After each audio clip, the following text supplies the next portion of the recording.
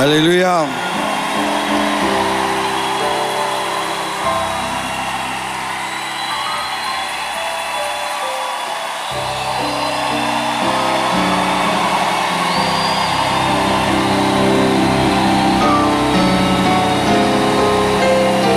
Merci. Prenez place, s'il vous plaît. Alors, vous remarquez la présence de quelqu'un à côté de moi.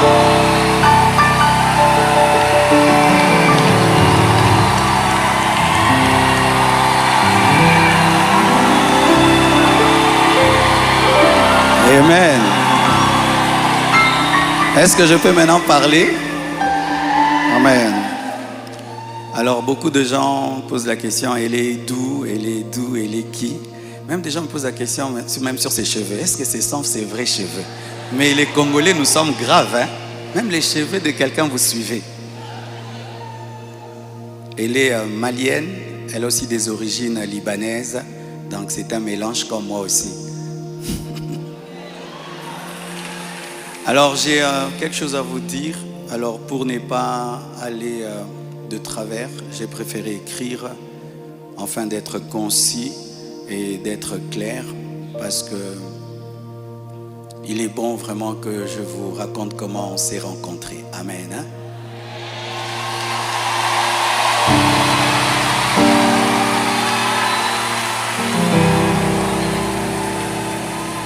Hein?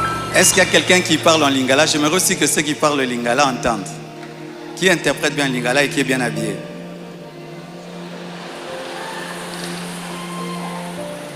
Ok, on va traduire pour ceux qui parlent en lingala un jour. Chers frères et sœurs, après le décès brusque de Maman Blanche, j'ai traversé l'une des saisons les plus sombres de ma vie. J'étais au bord de la dépression, même de l'AVC et même de la mort. Mais beaucoup ne s'en sont pas rendus compte, car je faisais l'effort de rester fort pour vous encourager et pour que l'Église ne devienne pas un lieu de deuil permanent. La solitude, les nombreux questionnements, la douleur de mes enfants, l'innocence de mon bébé, le poids du ministère, la gestion de mes affaires, de ma maison et même de moi-même, tout cela pesait terriblement sur mes épaules. Il m'arrivait de sécher mes larmes avant de prêcher et de pleurer dans mon bureau après avoir prêché. Dans cette épreuve, le pasteur Ézéchiel Moulumba, un ami d'enfance et fils du même père spirituel, me parla un jour de sa fille Esther. Mais je lui répondis que je n'avais ni la force ni la tête à cela. J'avais même demandé à Dieu le don du célibat dans l'espoir de ne plus jamais ressentir le besoin de me marier. Mais Dieu ne répondit pas à cette prière. À plusieurs reprises, par l'intermédiaire des prophètes, des songes et des convictions personnelles, le Seigneur me fit comprendre qu'il voulait que je continue ma route et que je refasse ma vie avec quelqu'un d'autre, et qu'il était dangereux pour moi de rester longtemps dans le veuvage, car un plan maléfique se tramait contre ma vie, mon ministère, ma famille et l'Église. Je me souviens d'une vision particulièrement marquante. J'étais dans une chambre encerclée de très longs serpents aux couleurs magnifiques. Ils faisaient semblant de dormir, attendant que je marche sur l'un d'eux pour m'attaquer. Leur venin était aussi mortel que la beauté de leur couleur. Un seul carré d'1 mètre sur 1 mètre me servait de refuge. La pièce avait une unique fenêtre qui ne pouvait s'ouvrir que de l'extérieur. Et je voyais une servante de Dieu venir ouvrir la fenêtre afin que je puisse m'échapper. Dans cette agonie intérieure, le Seigneur me poussa à recontacter le prophète Ézéchiel, qui me donna le numéro d'Esther. Mais au début, elle ne répondait pas. J'en fis part au prophète qui lui transmit alors mon propre numéro. La première chose que je lui avais demandé, c'était de prier pour moi. Ensuite, nous avons commencé à échanger. Je lui ouvrais mon cœur, elle m'écoutait, me soutenait, priait avec moi, tout en continuant à remplir fidèlement ses responsabilités au travail parce qu'elle était une responsable là où elle travaillait. Et à l'église, elle était plutôt photographe, caméraman, modératrice, prédicatrice. Elle était diaconesse et elle était consacrée pasteur. Et elle continue à remplir fidèlement ses responsabilités au travail à l'église, même très tard la nuit quand j'avais des insomnies et malgré le décalage horaire de 5 et 6 heures. Au fil du temps, une relation sincère est née. Une flamme s'est allumée et dans mon cœur, j'ai eu l'assurance que c'était elle. J'en ai parlé à son pasteur, à mes parents, à mes pères spirituels et à mes amis, afin de ne rien faire sans rédévabilité, conseil et prière des autres. Même mes enfants ont été associés. Ils ont souhaité la rencontrer, ce qui s'est fait selon le timing de Dieu à Bruxelles. Le Seigneur m'avait parlé d'une période d'1 an. Il ne l'a pas dit qu'à moi, mais à d'autres, y compris certains d'entre vous. Plusieurs ont même reçu des détails précis la concernant, ce qui confirmait ma direction. C'est pourquoi le mariage a été célébré le mercredi 23 juillet en Belgique. J'aurais aimé qu'il ait lieu à Kinshasa, mais cela aurait été trop coûteux et compliqué à organiser. Je comprends que certains aient été surpris ou même blessés par cette démarche qu'ils trouvent très rapide, mais sachez que pour vous, c'est une année. Mais moi, j'ai senti que j'ai fait 3 ans, tellement que c'était terrible, mais je ne pouvais pas, sur cette chair, vous relater ma vie. Si cela vous a offensé, je vous présente mes excuses les plus sincères, mais sachez ceci. Le Seigneur s'est servi d'Esther pour que mes enfants, après avoir perdu leur mère, ne perdent pas leur père. Pour que la compassion ait toujours un pasteur debout. Je l'aime profondément.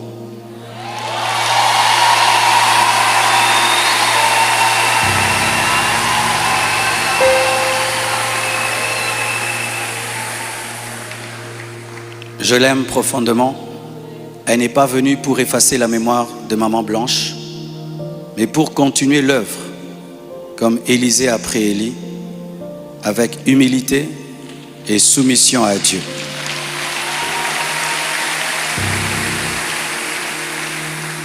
Priez pour elle, elle est étrangère, c'est sa première fois d'être au Congo. Elle a eu le baptême de 4 heures du temps d'embouteillage. Et aujourd'hui, Dieu a fait grâce, il fait froid. Je lui ai dit, tu sens le froid quand même? Elle a dit, mais c'est climatisé. Je dis, non, c'est le vent. Priez pour elle, portez-la dans vos cœurs, comme vous m'avez toujours porté dans les vôtres. Demeurez en paix et continuez à prier pour nous, pour toutes ces certaines choses que vous entendez. Je vais clarifier ça progressivement avec le temps de Dieu, dans l'amour, dans le pardon et dans la sagesse sans rancune. Et merci de tout cœur et que Dieu vous bénisse abondamment.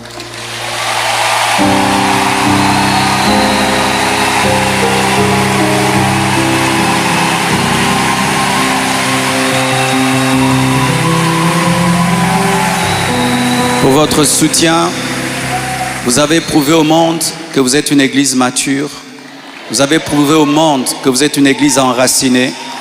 Vous avez prouvé au monde que votre foi est fondée sur Jésus. Vous avez prouvé au monde que vous êtes une église 4x4, une armée de Dieu.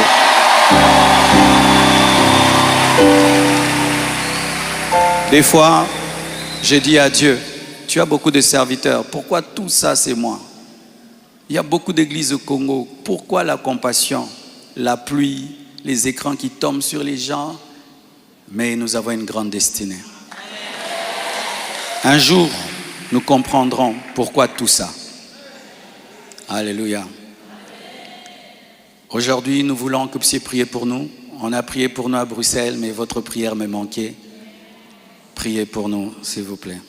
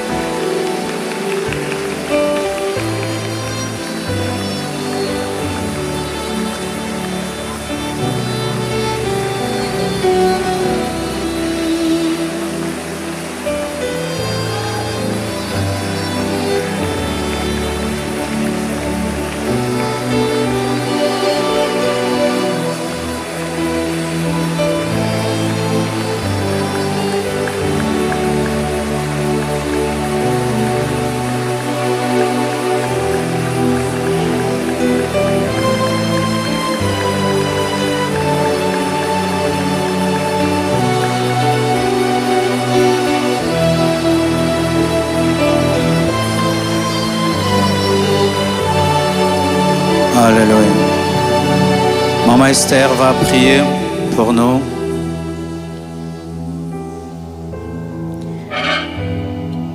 Seigneur, nous voulons te rendre grâce ce matin pour cette première journée, ce premier matin des 25 matins. Nous te rendons grâce éternelle pour tout ce qui a pris place en ce lieu. Nous te disons merci Seigneur parce que nous avons déjà expérimenté ta présence. Nous pouvons palper et sentir ta présence en ce lieu. Et pour cela, nous te rendons des actions de grâce. Nous ne prenons pas part pour acquis ta présence, mais nous savons que c'est un privilège que tu nous accordes de la manifester en ce lieu. Et c'est pourquoi ce matin, nous te disons merci. Nous te recommandons également les restants des 25 matins. Nous prions, Seigneur mon Dieu, que nous puissions expérimenter ta présence jour après jour et davantage en ce lieu. Que nous allions dans une profondeur de ta présence. Nous allions encore plus en profondeur dans ta présence. Que nous expérimentions, Seigneur, une dimension que nous n'avons jamais expérimentée auparavant. Et que, Seigneur, tout un chacun ici présent qui a délaissé sa demeure pour venir en ce lieu, et toute l'Église Compassion rentre dans une nouvelle saison à partir d'aujourd'hui. Nous recommandons, Seigneur, tous les orateurs qui vont fouler cet autel, Seigneur. Nous prions, Seigneur, que ça ne soit pas, Seigneur, de par leurs propres mots, par leur propre intelligence qu'ils parlent, mais que ce soit, Seigneur, les oracles de Dieu qu'ils déclarent en ce lieu. Seigneur, nous te recommandons, Seigneur, le retour de toute personne ici présente, Seigneur. Nous prions que tu les protèges, que tu les gardes, que tu préserves, Seigneur, chacun des membres, chacune des familles de cette Église et tous ceux qui nous suivent à distance sur les réseaux sociaux. Bénis le restant de cette journée. Bénis la journée de demain, le culte de demain, Seigneur. Et que toute la gloire te revienne. Tous les honneurs te reviennent, Seigneur. Que toutes les acclamations, Seigneur, montent au-devant de ton trône. Car toi seul es digne, Seigneur, de recevoir notre adoration, notre louange. Tu es le roi des rois. Tu es le Seigneur des seigneurs. Tu es le maître incontesté de l'univers. Il n'y a point d'autre nom, Seigneur, qui soit au-dessus du tien. Sois élevé, Seigneur. Sois glorifié. C'est dans le nom de Jésus que nous avons ainsi prié. Ensemble, nous disons Amen.